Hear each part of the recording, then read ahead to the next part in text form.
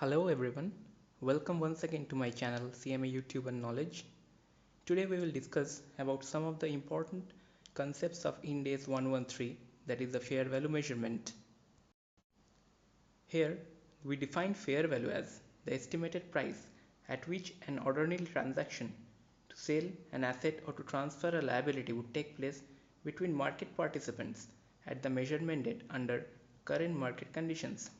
We can all recall our knowledge from the arm's length transaction.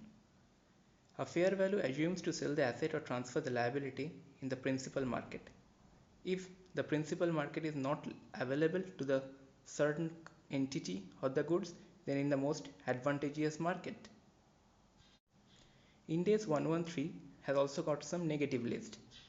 Some of them are Ind As 102, share-based payments, Ind As 1717, lease transactions, Ind As 2, inventories, where net realizable value is used in place of fair value, and Ind As 36, where impairment of assets concept has been discussed and value in use has been used in place of fair value. Treatment of transaction and transport cost on fair value.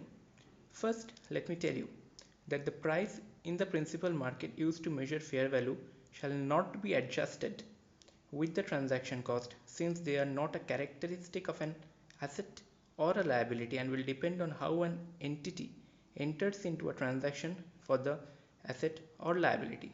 That is, it is entity specific, and in fair value we consider only that is relative to the market. Secondly, transaction cost does not include transportation cost.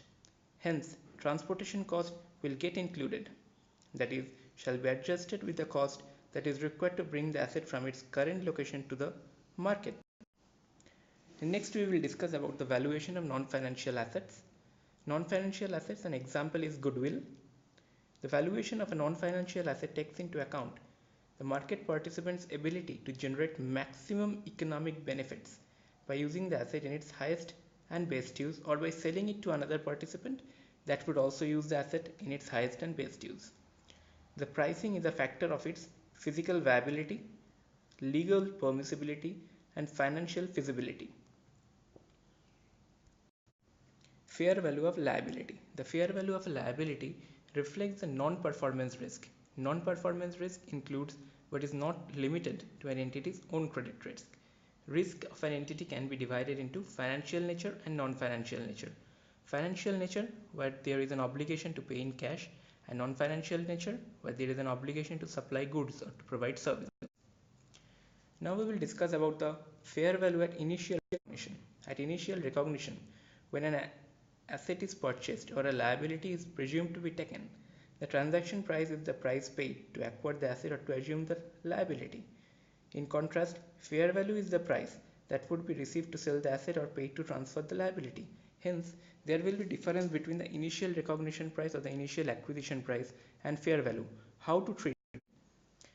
In that case, the difference between the two prices will be adjusted in the P&L, will either get debited or credited based upon the nature of the transactions, until and unless the specific Ind As accounts for some other entries. Methods of fair value determination. We have three methods: cost approach, income approach, and present value technique. Cost approach is a current replacement cost, that is the amount that is required currently to replace the service capacity of an asset. Income approach, where the discounting method will be applied to derive the present value of cash inflow and outflow, and it reflects the current market expectations about those future amounts. And present value techniques is the use of present value techniques to measure fair value. It focuses on discounted rate adjusted technique and an expected cash flow technique. So I thank all of you to listen to my lectures on this Ind As. We will be providing you some important notes on other Ind As as well. Keep following, subscribing, and sharing.